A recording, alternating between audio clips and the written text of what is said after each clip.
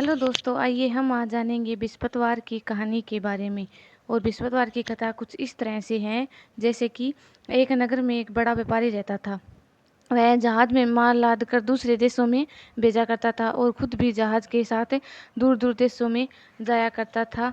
इसी तरह तरह वह खूब धन कमा लाता था। उसकी गृहस्थी खूब मज़े से चल रही थी। वहाँ दान भी खूब से दिल खोल कर करता था, परंतु उनका इस तरह से दान देना उनकी पत्नी को बिल्कुल पसंद नहीं था।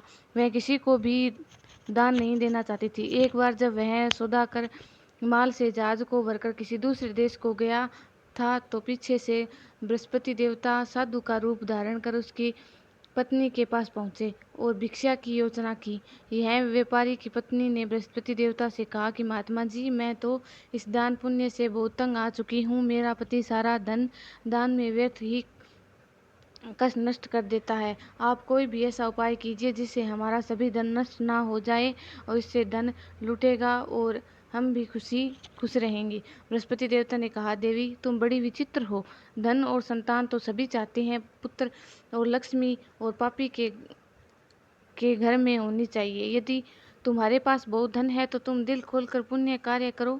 भूखों को भोजन खिलाओ, प्यासों को पानी पिलाओ, यात्रियों के लिए धर्मशालाएं बनवाओ। कितने ही निर्धनों की कुंवारी कन्याएं हैं, धन के अपाय में उन्हें विवाह करवाओ और विवाह संपन्न करवाओ। इसे भी पुण्य कार्य हैं जिसको तुम्हारे लोक परलोक सार्थक में हो सकते हैं। लेकिन व्यापारी की स्त्री बड़ी ढीठ थी। उसने कहा, महात्मा जी, मैं इस विषय में आपकी कोई बात नहीं सुनूंगी।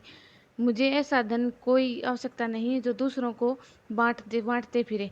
बृहस्पति देवता बोले, यदि तुम्हारी ऐसी इच्छा है तो फिर भी तुम सात बृहस्पतिवार गोबर से घर लीप कर पीली मिट्टी से अपने केशों को धोना और भोजन में मांस मंदिरा ग्रहण करना, कपड़े धोना, बस तुम्हारा सारा धन नष्ट हो जाएगा। इतना कहकर बृहस्पति देवता अंतर्ध्यान हो गए। उस औरत ने बृहस्पति देवता के कहे अनुसार 7 बृहस्पतिवार वैसा ही करने का निश्चय किया। केवल 6 गुरुवार बीतते ही उस स्त्री का संपूर्ण धन नष्ट हो गया और वह सारा परलोक सिधार गई। उधर माल से भरा उनके पति का जहाज समुद्र में डूब गया। उसने बड़ी मुश्किल से लकड़ियों के तख्तिनकों पर बैठकर अपनी जान बचाई। वह रोता धोता अपने घर को वापस पहुंचा। वहां आकर उसने देखा कि उनके सब कुछ नष्ट हो गया है। व्यापारी ने अपनी स्त्री से समाचार पूछा।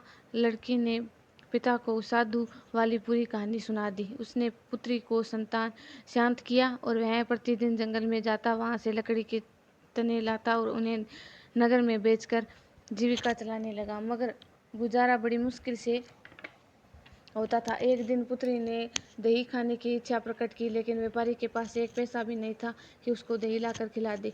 लकड़हारा उसे आवश्यकता अनुसार लेकर जंगल में जाकर एक वृक्ष के नीचे बैठकर अपनी पूर्ण इच्छा को विचार कर रोने लगा। वह गुरुवार का दिन था।